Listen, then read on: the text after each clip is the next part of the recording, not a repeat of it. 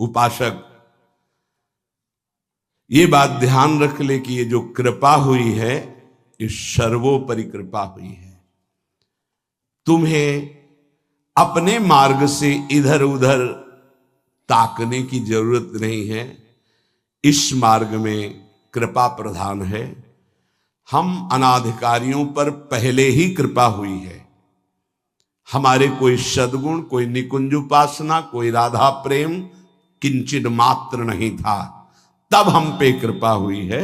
अब तो अपने चरण शरण में, अब तो अपने घर में, अब तो अपनी प्रेम पंक्ति में हमें बैठाल दिया गया है।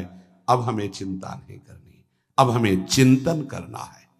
हमारे हृदय में ये विश्वास हो जाना चाहिए कि मुझ अनाधिकारी के किसी भी साधन को देखकर नहीं घसीटा गया है। अपनी कृपा से मुझे लाडली लाल ने घसीटा है, तो अब वो मुझे इस माया के प्रवाह में बहने नहीं देंगे। पर हमको अब इस कृपा का अनादर भी नहीं करना है। कृपा का अनादर है मनमानी आचरण करना, आज्ञा के अनुसार ना चल पाना। मानो ये हमारा सबका प्रश्न है। अथ केन प्रयुक्तोयम पापम चरति पुरुषः अनिच्छन्नपि वार्ष्णेयो बलादिव नियोजितः। कल चर्चा हुई थी, जो हमारा स्वधर्म है उसका हमें पालन करना चाहिए। परधर्म भयावह, दूसरे के धर्म को स्वीकार करना मानो भय को स्वीकार करना है। किसी भी प्रलोभन से, बिल्कुल साधारण धर्म, लोकवत धर्म, असाधारण धर्म, अध्यात्म स्वरूप, भगवत प्राप्ति। साधारण धर्म में भी अपने धर्म का परिवर्तन नहीं करना चाहिए। जो हमारी भगवान ने धर्म व्यवस्था की है, जहां हमारा जन्म कर्म जो भी विधान रचा है, हम उसके अनुसार भगवत प्राप्ति करेंगे। जो वर्णाश्रम के अनुसार व्यवस्था, उसके अनुसार हम चलेंगे। ये साधारण व्याख्या है। असाधारण व्याख्या है, कल चर्चा हुई थी, हम प्रभु के अंश हैं। हमारा स्व चैतन्य घन अविनाशी निर्विकार पर शरीर, स्वधर्म भगवत प्राप्ति, परधर्म भोग प्राप्ति। योग होना स्वधर्म है और भोगी होना परधर्म है। इसी से पता चल जाएगा कि हम स्वधर्म में हैं कि परधर्म में। ध्यान दीजिएगा, भगवत योग होना स्वधर्म है और भोगों में रत रहना ये परधर्म है। निर्लिप्त रहना भोगों से स्वधर्म है, भोगों में लिप्त होना परधर्म है। सबकी सेवा करना, कुछ ना चाहना स्वधर्म है, और सबसे सुख चाहना ये परधर्म है। भगवत प्रेम होना स्वधर्म है, शरीर प्रेम, शरीर संबंधी रिश्ते नातों में प्रेम होना परधर्म है। निष्काम होना स्वधर्म है, सकाम होना परधर्म है। निर्मम होना स्वधर्म है, ममता युक्त संसार में बर्ताव करना परधर्म है। अनासक्त होना स्वधर्म है, आसक्त होकर भोगों में, शरीरों में, रुपया में, नाना प्रकार की सामग्री में परधर्म है। तात्पर्य, प्रकृति के संबंध को स्वीकार करके जो कुछ हो रहा है वो सब परधर्म है। परमात्मा के संबंध को स्वीकार करके जो कुछ है वो स्वधर्म है। क्या सुंदर स्वधर्म की व्याख्या है। स्वधर्म चिन्मय, चिदानंदमय, अविनाशी है। परधर्म जड़ धर्म है, परिवर्तनशील है, नाशवान है। प्रभु का अंश स्व, प्रकृति का अंश शरीर। स्वधर्म प्रभु से जुड़ना स्वधर्म, शरीर से, संसार से जुड़ना परधर्म। शरीर संसार के भोगों की इच्छा परधर्म, भगवत प्राप्ति की इच्छा स्वधर्म। चेतन स्वधर्म, जड़ परधर्म, परमात्मा स्वधर्म, प्रकृति परधर्म। बहुत सुंदर, इससे सुंदर व्याख्या स्वधर्म और परधर्म की मिलना कठिन है। परिवर्तनशील परधर्म, एक रस स्वधर्म। दो प्रकार की इच्छाएं होती हैं, एक भगवान की प्राप्ति की इच्छा, एक संसार की प्राप्ति की इच्छा। भगवान की प्राप्ति की इच्छा स्वधर्म है, इच्छा करना चाहिए। संसार की प्राप्ति की इच्छा परधर्म है, भयावह है, भय प्रदान करेगी, दुख प्रदान करेगी। कहीं कुधर्म को, अधर्म को, परधर्म को स्वधर्म मत मान लेना। दूसरे का अनिष्ट भाव, कूटनीति, आप अपने धर्म में इसे कुधर्म बना रहे हैं, ये स्वधर्म नहीं हो सकता। हमारे यहां देवता देवियों की, पशु की बलि चढ़ा रहे कि हमारे इष्ट कुल से चला आ रहा है, और प्रसाद में बोले ये स्वधर्म नहीं है, अधर्म है। स्पष्ट यज्ञ में आराध्य देव के सामने प्रसन्नता, संकल्प पूर्ति में जो पशुओं की बलि है, कैसा भाव है? इसमें तो कोई बड़ी बहादुरी है? बोले वाले पशुओं को लाके काट दिया और कि इससे अंबा प्रसन्न हो जाएंगी। अरे मां है, वो उसकी भी मां है। जगदम्बा शब्द किसे सार्थक होगा? जगदम्बा शब्द कैसे सार्थक होगा? वो सब चराचर जगत की मां है। मां अपने बच्चे को काट करके ये देखकर सुखी हो जाएगी? नहीं। अगर सुखी होती तो जड़ भरत जी को जब काटा जा रहा था तो अंबा जी काहे को विचलित हो गई? मूर्ति फाड़ के प्रकट हुए, काट के फेंक दिया सब अपने आराधना करने वालों को। यह स्पष्ट यहां आज्ञा है, किसी भी जीव को कष्ट देकर के, बलि आदि देकर कि हमारा स्वधर्म है, बोले यह अधर्म है, स्वधर्म नहीं। दूसरे का अनिष्ट भाव, कूटनीति, दुख देना, नाना प्रकार के जाल में फंसाकर दूसरे को दुख देना, बोले ये कुधर्म है। मनमानी आचरण, शास्त्र विरुद्ध आचरण अधर्म है। और अपने लिए जो निषिद्ध निषेध करता है शास्त्र, दूसरे वर्ण आश्रम, दूसरे धर्म मार्ग का नहीं, ये परधर्म है। कुधर्म, अधर्म, परधर्म का त्याग करके स्वधर्म में चले तो उसका परम कल्याण हो जाता है।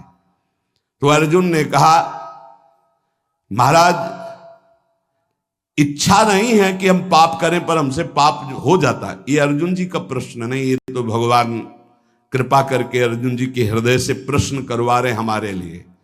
जैसे कई लोग प्रश्न करना तो नहीं चाहता पर पाप हो जाता है, पाप करते हैं।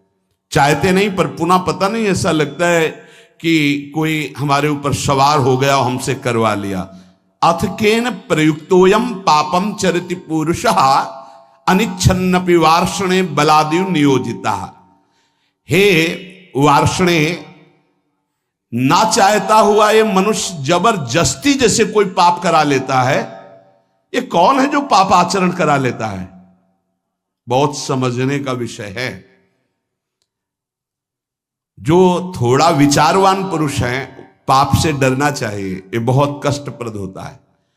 वो पाप नहीं करना चाहते, अनिच्छिन्न, उनकी इच्छा नहीं कि हमसे कोई ऐसा पाप बने, पर पाप कर्म कर बैठते। ये है कौन जो पाप करा देता है? इच्छा तो नहीं है ना। लोग कहते हैं मेरी इच्छा नहीं थी, फिर पाप कैसे हो गया? तो हम मानते हैं कि आप विचारशील हैं, पाप नहीं करना चाहते, पर भीतर जो पाप कराने की इच्छा है उसको तुमने देखा? क्या है पाप? भोग भोग करके सुखी होने की इच्छा। भोग भोग करके सुखी होने की इच्छा, इसको तुमने नहीं देखा? यही पाप कराती है। भोगों में सुख है। ये जो तुम्हारे अंदर बैठा हुआ यही पाप करा रहा है। नहीं, दुख वाला भला आचरण करके दिखाओ कि इसका परिणाम जो है वर्तमान में भी दुखद और भविष्य में भी दुखद, आप बिल्कुल कदम नहीं रखेंगे। आपकी सुख बुद्धि होती है। अभी हम छीना झपटी करके चोरी कर ली, चैन की, मोबाइल की, 10-20 हजार मिल जाएंगे, उससे अच्छा भोग होगा। चोरी, हिंसा, व्यभिचार, जुआ, जो भी निषिद्ध कार्य होते हैं, अंदर से सुख की लालसा होती है।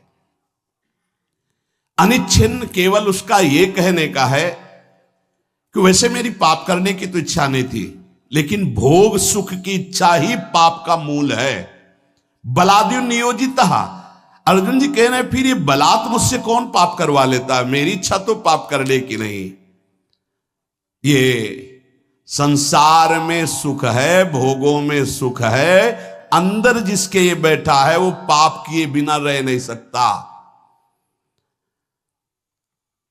जैसे दुर्योधन भगवान को कह रहा है कि जानामि धर्मम न च मे प्रवृत्तिर, जानाम्य धर्मम न च मे निवृत्ति, केनापि देवेन हृदय स्थितेन यथा नियुक्तोस्मि तथा करोमि। केशव, मैं धर्म को जानता हूं पर उसमें मेरी प्रवृत्ति नहीं है।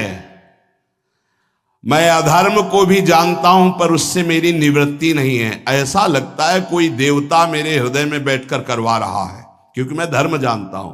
वो देवता है सांसारिक सुख भोग की प्रबल इच्छा, और कोई देवता नहीं। दुर्योधन ने जिसे देवता कहा यही काम है, यही भोग इच्छा है। मनुष्य विचार पूर्वक जब तक इस भोग इच्छा का त्याग नहीं करेगा तो वो नहीं चाहता कि पाप हो, पर उससे बलात् पाप होंगे भोग इच्छा से। इस भोग में सुख है। केन प्रयुक्तोयम पापम चरति अनिच्छ। कौन है जो इच्छा ना होने पर भी जबरदस्ती पाप करा रहा है? श्री भगवान कह रहे काम एष क्रोध एष रजो गुण समुद्भव महासनो महापाप्मा विद्धेन मिहि वैरिणम। अर्जुन, ये रजोगुण से उत्पन्न हुआ काम, यही पाप का मुख्य कारण है। भोगों में सुख है, काम। अब देखो आज की हमारी समाज की धारा किधर बहती जा रही। ये जो बच्चे परस्पर मित्रता, boyfriend girlfriend, live in relation, ये जो आज के नई पीढ़ी में ये रोग लग गया है और इसे स्वीकृति भी है, नाश की तरफ हमारी समाज की वृत्ति जा रही है। जहां संयम, जितेंद्रियता, ब्रह्मचर्य, परम पवित्र शरीर, फिर पाणि ग्रहण और आदि आदि आदि, वहां कोई धर्म शास्त्र का भय नहीं, कोई गुरुजनों का भय नहीं, कोई भगवान का भय नहीं। शास्त्र हमारा प्रधान कानून है। वेद, पुराण, पौराणिक, ब्रह्म ऋषि, ये हमारे परम कल्याण के लिए जो सूत्र बोले हैं, ये अगर हम वैदिक सिद्धांत, शास्त्र सिद्धांत, गुरुजनों की वाणी की वृत्तियों को नहीं पहचानेंगे, नहीं सुनेंगे, नहीं समझेंगे, तो हमारी वृत्तियां हमारा नाश कर देंगी। कौन है जो ये पाप करा रहा है? तो भगवान कह रहे हैं रजोगुण से उत्पन्न हुआ ये काम, ये काम ही पाप का मुख्य कारण है। और यही क्रोध रूप में परिणित हो जाता है। बहुत खाने वाला महापापी, ये बैरी बहुत ही नाश करता है। इस विषय में सबसे बड़ा दुश्मन ये काम है। ये रजोगुण से उत्पन्न हुआ है। ये राग से काम उत्पन्न होता है। बहुत बहुत इसको सीमा में किया गया है। भगवान ने आगे वर्णन किया है कि धर्मयुक्त काम मैं हूं। भगवान धर्मयुक्त काम मैं हूं। पाणिग्रहण संस्कार करके घर गृहस्थी में संतानोत्पत्ति के लिए जो चेष्टा है काम चेष्टा, वो धर्म में बांधकर निर्विकार होने के लिए है, उसे बेविचारी बनाने के लिए नहीं है कि एक सीमा में बंद करके एक ऐसे शास्त्रीय पद्धति के अनुसार चलने से निष्कामता आ जाए। किसी धर्मपूर्वक एक को स्वीकार करके जब तो घृणा हो जाएगी। आप देख लेना, ये जब से मोबाइल आया और इसके दूषण वृत्तियों को स्वीकार किए तो हमारी नई पीढ़ी बहुत हानि को प्राप्त हो गई। जो नए सिद्धांत अन्य जनों के आए, अन्य प्रांतों के देशों के, वो बहुत हानिकारक हो गए। ये भारत है, ये धर्म देश है। शांति प्राप्त करने के लिए विदेशी जन भी हमारे धर्म गुरुओं की शरण होते हैं, हमारे देश के सिद्धांत, धार्मिक सिद्धांत को स्वीकार करते हैं। देख लीजिए, धोती, चोटी, माला वो धारण करते हैं और उनका उतरेल हम धारण करते हैं। फिर फटे यहां से पैंट, जांग दिख रहे, अरे सिल लो भाई। बोले नहीं, वो बड़े आदमी का फैशन है। अरे वाह भाई, गांव में तो अगर कहीं फट जाता था तो कहते तुम्हारा कपड़ा फटा, सिल लो भाई। तो चलो गरीब आदमी वो सिल लेता था, आज बड़े आदमी होके फाड़ के घूमते हैं। नहीं, यहां से एक दो बार तो हमने भी पूछा तो फिर इन लोगों ने बताया टोकना नहीं। क्यों? बोले ये फैशन है। तो हमें लगा कि अच्छा, हम तो कहने वाले थे भैया तुम्हें पता है तुम्हारा पैंट फट गया है। अरे शरीर ढकने के लिए वस्त्र है, वस्त्रों का प्रयोग। यहां फटा, यहां फट, जितना फटा उतना बड़ा आदमी। तब तो हमें लगता है कि ये तो बहुत मतलब विचित्र कोटि की बुद्धि है। कपड़े पहने जाते हैं तन ढकने के लिए, फट गए तो सिल लिए जाते हैं। बोले जितना फटा उतना महंगा। वह बुद्धि भ्रष्ट है। फिर तो आप जाके बाजार में फटा कपड़ा लाते हो और पहनते हो। अब नवीन बोले विदेशी, मतलब तो हमें लगता है कि हमें अपने भारत देश का जो धर्म है वो शांति प्रदान करता है। क्योंकि शांति लेने के लिए आप काशी में जाइए, आपको लाखों विदेशी जन मिलेंगे जो धर्म गुरुओं के चरणों में बैठ करके हमारे मोक्ष सिद्धांत को, यह सिद्धांत कहीं नहीं मिलेगा आपको। जीवन मुक्तता, परमहंस अवधूत मोक्ष पदवी या भगवत प्रेम, ये आपको यहीं मिलेगा। नहीं, नर्क स्वर्ग की बात है, इसके आगे तक की कहीं बात नहीं है। अगर मोक्ष पदवी, जीवन मुक्तता, तो ये यहां की बात है। ये काम बचपन से जहां थोड़ी चेतना जागृत हुई तो ये राक्षस सवार हो जाता है बुद्धि में। अब भय धर्मशास्त्रों का, गुरुजनों का, समाज का, तो इस राक्षसी प्रवृत्ति को शासन में रखा जाता था। अब वो भय नहीं रह गया।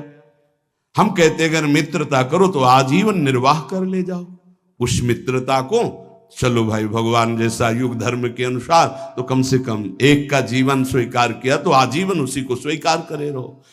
ये कामेश, क्रोधेश, रजोगुण समुद्भवा, रजोगुण से उद्भव प्रकट होने वाला ये राग, ये काम ही महान पापी है जो क्रोध रूप में परिवर्तित होकर के नाना प्रकार के हिंसा द्वेष प्रकट कर देता है। ये काम क्रोध में परिणित होता है। ये काम महापापी, कभी ना अघाने वाला। इस विषय में तुम इसको महान दुश्मन जानो। ये कभी तृप्त नहीं हो सकता, चाहे सैकड़ों शरीरों को भोग लो, चाहे लाखों शरीरों को भोग लो, ये पाप के सिवा कुछ नहीं करवा सकता। ये केवल वासना बढ़ती रहती है। वासना अब की बार, शायद अब की बार, इस अवस्था में नहीं, इस शरीर में, इस शरीर में नहीं, इस भागता घूमता है। अनंत काल हो गए हमको भटकते भटकते। इसको समझना है। हमारे अंदर जो भोगों में सुख बुद्धि बैठी है, हम चाहते हैं बाहर से कि पाप न हो, पर अंदर से चाहते हैं कि सुख है, इसलिए हम भ्रष्ट हो जाते हैं। इसलिए हम नाना प्रकार के पाप कर बैठते हैं। इसलिए ना चाहते हुए भी हमसे हिंसा, पाप आदि दोष होते हैं। इस विषय पर विचार करें। कोई भी पाप करने वाला भगवत मार्ग का चिंतन, अनुसरण करने की सामर्थ्य खो देता है। यदि सत्संग मिले तो पुनः हिम्मत बनती है, हम आगे बढ़ते। तो सत्संग मिला, हिम्मत बनाओ। अवलो नशानी अवना नसयो, जो हुआ सो हुआ। आगे से सावधान होकर हम इस पर विजय प्राप्त करने आए। देखो, जैसे कोई हार गया तो घृणा बुद्धि से नहीं देखना चाहिए। साधक है, युद्ध है, उसको प्रोत्साहन देना चाहिए, ना कि निराश करना चाहिए। आप सब साधक हैं, आप सब भगवत मार्ग के पथिक हैं। अगर कभी चूक हो जाती है, कोई फिसल रहा है, तो हमें दौड़कर उसे उठाना है, ना कि ताली बजा के हंसना है। ये बहुत बड़ा शत्रु है। किसी को कभी भी चूक हो जाने पर फिसल सकता है, हमको रोकना है, हाथ पकड़ना है, गले से लगाना है, दुलार करना है, उसको आगे बढ़ाना है, ना कि ऐसा। एक बार किसी महापुरुष के समीप किसी का ऐसा, तो उन्होंने कहा आज के बाद उसका आसन हमारे पास लगेगा। तो उन्होंने कहा स्वामी जी ये तो बड़ी निंदा की बात होगी कि ऐसा ऐसा ऐसा। उन्होंने कहा नहीं, वो निंदा हम सहेंगे, लेकिन इसको अब हम टूटने नहीं देंगे। वो रो पड़ा साधक और कहने लगा स्वामी जी ऐसा प्यार तो हमें जीवन में कहीं नहीं मिला। बोले इससे भी अधिक मिलेगा। जहां दंड मिलना चाहिए वहां जब प्यार, तो वो साधक इतना अच्छा तपस्वी और जितेंद्री बना कि कुछ काल में जब हम ब्रह्मावर्त बिठूर में थे, तब वो जब मिले, वो अपनी घटना बताई। तो महापुरुषों के चरणों की जय हो। जो अगर उसी समय वो उसको कह देते जाओ मैं त्यागता हूं, तो साधक टूट जाता, बिखर जाता, क्योंकि अब उसको लगता अब क्या सब गया। लेकिन जब महापुरुष संभाल लिए और उन्होंने कहा, तो फिर उसको लगा कि मैं नीच तो हूं, पर जब गुरुदेव ने संभाल लिया तो अब ऐसा उत्तम महात्मा। और वो गंगा जी की सीढ़ी पर बैठ के जब बता रहे थे, तभी लगा कि महापुरुषों में कितनी सामर्थ्य होती है, कितना दुलार होता है। इसलिए आपस में एक दूसरे को फिसलने से बचाना है। कोई फिसल रहा है तो मजबूत हाथ से हाथ मिलाना है और उसे घसीट के निकालना है। एक भी टोली में कोई बिखर न पावे, एक भी हमारे कोई टोली का दूसरा पक्ष ले न जा पावे। काम क्रोध लोभ मोह मद मत्सर, आप बहुत सामर्थ्यशाली हो, आप उसकी रक्षा करना, आप उसके भावों को सजाना, आगे बढ़ाना। प्रभु एक बार जो आपका शरणागत हो गया, सुनते हैं कि उसका नाश नहीं होता, नामे भक्ता प्रणश्यति। इतना भी सुना है कि अगर झूठा खेले तो साचा होए। झूठे से कोई कह दे कि हे कृष्ण मैं आपका, तो आप सच्ची मान लेते हो, इतने करुणामय हो। प्रभु आप संभालना। हम जीवन में ये ध्यान रखें कि वास्तविक कोई भी साधक या कोई भी परमार्थ का पथिक पाप नहीं करना चाहता, पर अंदर एक इच्छा है जो पाप कराती है, जिसका नाम है भोग वासना, काम वासना। भगवान उसको कह रहे ये नित्य बैरी है, जल्दी मरने वाला नहीं है। इसलिए हम जब स्वयं बलवान नहीं होते तो बल का आश्रय लेते। मेरे बल सी वृंदावन रानी, हमने महारानी जी का आश्रय लिया है, गुरुदेव का आश्रय लिया है। हमारी चूक, हमारी गलतियां वो क्षमा करेंगे, हमें आगे बढ़ाएंगे। हम खूब नाम जप करें, कभी निरुत्साहित ना हो। हर स्थिति में हम भगवत प्राप्ति कर सकते हैं। आखिरी श्वास तक हम लड़ेंगे इन विकारों से, और प्रियालाल हमारा लड़ना देख करके वो राजी हो जाएंगे, हमें प्राप्त हो जाएंगे। पक्का विश्वास करो, विश्वास करो। यद्यपि भक्त अनन्य जो विषय इंद्रियन बस होए, कर्मठ कोटि जितेंद्रियन तेषम लहै न कोई। यद्यपि वो विषयी है, पर उसने श्यामाजू का अनन्य आश्रय ले लिया। उसकी समानता करोड़ों जितेंद्री, करोड़ों कर्मकांडी संयमी नहीं कर सकते। इसलिए हम बाजी जीत गए। नागरी दास ई जन्म जितायो बलि